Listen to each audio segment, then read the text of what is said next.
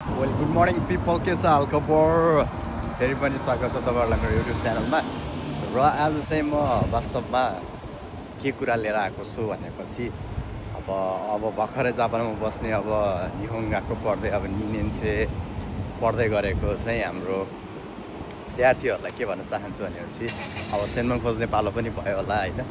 तर सेन्मन खोज्दाखेरि होइन एकदमै ध्यानपूर्वक लिएर होइन आफूले विचार गरेर कसरी हुन्छ होइन आफ्नै ठाउँमा है यदि हो पढ्न नै आउनु भएको हो हाम्रो नेपालबाट चाहिँ हाम्रो अब पढ्नु नै छ मैले होइन जसरी भए पनि म पढ्न आएको कमाउन आएको होइन भन्ने तरिकाले सोचेर आउनु भएको छ भनेपछि इट्स ओके फाइन होइन। जता पनि तपाईँहरूले सेन्मन खोज्दा पनि हुन्छ होइन सेन्मन अथवा युनिभर्सिटी होइन जता पनि खोज्दा हुन्छ केही फरक पर्दैन। यदि तपाईँ चाहिँ कमाउन पनि आउनु भएको छ प्लस अब जे पढे पनि हुन्छ होइन सकेसम्म आफूले रोजेको खोजेको पढ्दा चाहिँ केही फरक पर्दैन जस्तो लाग्छ मलाई।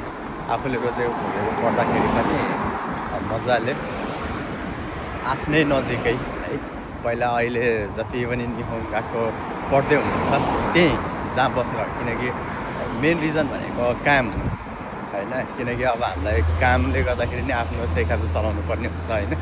सेखाजु चलाउँदाखेरि अब मेन चाहिएको भनेको पैसा हो। पैसा चाहिँ अब तपाईँ नयाँ ठाउँमा जानुहुन्छ भनेपछि अफकोर्स तपाईँहरूलाई अलिकति काम खोज्न होइन अनि त्यसपछि कामै लाग्न चाहिँ केही नभए पनि टाइम लाग्छ होइन 15देखि 1 महिना जति 15 दिनदेखि लिएर 1 महिनासम्मको टाइम लाग्छ। अब मै पनि यो नयाँ ठाउँमा आएको होइन म निहोङ्गाको पुरानो योकोहामा भन्ने ठाउँमा पढ्थेँ। अब सेन्मन गएको चाहिँ म पढ्न अहिले निगाता केन आइपुगेँ होइन। तर म आएको मैले पनि 15 दिनमा काम पाएँ होइन। तर त्यो 15 दिनसम्म त्यति खाली बस्नु पऱ्यो नि त होइन। त्यसपछि अब अलिकति पैसा पनि त्यस्तै हिच्यो भएको हुनाले अलिकति टेन्सन हुन्छ होइन पैसा अब पुग्दैन। त्यही भएर चाहिँ मेरो सल्लाह अनुसार चाहिँ होइन यदि हो पढ्न आउनु भएको छ भनेपछि इट्स ओके फाइन होइन तपाईँहरू जता पनि खोजेर जानुहोस् होइन अनि आफ्नो मजाले टिकाउँछु मैले भन्ने तरिकाले जानुहोस् होइन। तापनि अब होइन भनेपछि मेरो भनेको मानुस आफ्नो जहाँ नियम गएको छ त्यहीँबाट कलेज खोज्नुहोस् होइन। त्यहीँ खोजेर नजिकैको जति सक्दो चाँडो चाहिँ अब कलेज खोज्दा पनि हुन्छ आफूले ध्यान दिएर अब ओपन क्याम्पसहरू पनि स्टार्ट हुने बेला पनि भयो होइन। अनि त्यसपछि जानुहोस् राम्रो राम्रो कलेजहरू बुझ्नुहोस् कहाँको फिसहरू कहाँ छ पढाइ कहाँ राम्रो हुन्छ त्यो सोच्नुहोस् होइन। सोचिसकेपछि अब खोजेर छिटोभन्दा छिटो आफ्नो त्यो गान्सीहरू भरेर आफूले दासो गरिदिनु होला होइन। अनि त्यसपछि मैले भन्नुको कारण चाहिँ के हो भन्दाखेरि वास्तवमा तपाईँहरू अहिले जहाँबाट आउनु भएको छ होइन निहोङ्गाको जहाँ पढ्दै हुनुहुन्छ त्यहाँ भनेको तपाईँहरूको एउटा बेस बनिसकेको छ होइन। किनकि फेरि अब नयाँ ठाउँमा आउँदाखेरि नयाँ स्टार्ट गर्नुपर्छ होइन जेरोबाट स्टार्ट गर्नुपर्छ। त्यही भएर तपाईँहरूको अहिले जहाँ बेस छ त्यहीँ उठाउनुहोस् होइन।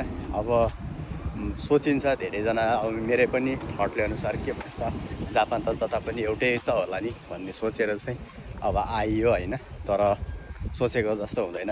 फर्स्ट टाइम तपाईँहरू पनि जापान आउँदाखेरि लगभग सोचेको जस्तो थिएन होला नेपाल जस्तो लिएर। त्यही भएर चाहिँ मैले भनेको मानुस् अब तपाईँको बेस बनेकै ठाउँमा चाहिँ गएको खोज्नुहोस् अलिकति टाढा नजिक होला होइन। तर काम चाहिँ तपाईँहरूको छुट्न भएन। यदि छुट्यो भने पनि पहिला सुरुमा एउटा काम फिक्स भइसकेपछि छुट्दा केही फरक परेन होइन। त्यो हुनाले आफ्नो बेस छ त्यही आफ्नो हिसाबले गएको खोज्नुहोस् होइन। मजाले गएको पाउँछ पनि अहिले फर्स्ट लटमै तपाईँहरूको अब first lot second lot third lot गर्दै गएकोहरू खोज्ने अनि त्यसपछि ओपन क्याम्पसहरू हुन्छ नि त। त्यही भएर चाहिँ अहिलेबाट नै अब सोच्न स्टार्ट गरेर कुन गएको जाने नजिकैको होइन त्यो हिसाबले गएको नजिकै खोजेर जति सक्दो चाँडो एडमिसन आफ्नो गर्नु होला गान्छ्यो दासो गर्नु होला है त्यही भन्न चाहन्छु। अब अरू पनि भिडियो हेर्न मन लाग्यो अब ठिक छ सब्सक्राइब चाहिँ गर्न बिर्सिनु होइन। अनि त्यसपछि आफ्नो अब सेन्मन जाने साथीहरूलाई पनि अथवा अब तपाईँ इचिनेन्से हुनुहुन्छ निहोङ गाकोको भनेपछि अथवा निनेन्से हुनुहुन्छ अथवा जो पनि हुनुहुन्छ है निहोन्नो सैखात्सु चाहिँ अब यस्तै छ होइन। अनि त्यसपछि निहोङ्गो पनि अब त्यस्तै होला। त्यही कारणले आफूले ध्यान दिनुहोस्, सेयर चाहिँ गर्नुहोस् है त। अहिलेलाई भने म लागेँ है त, बाई बाई।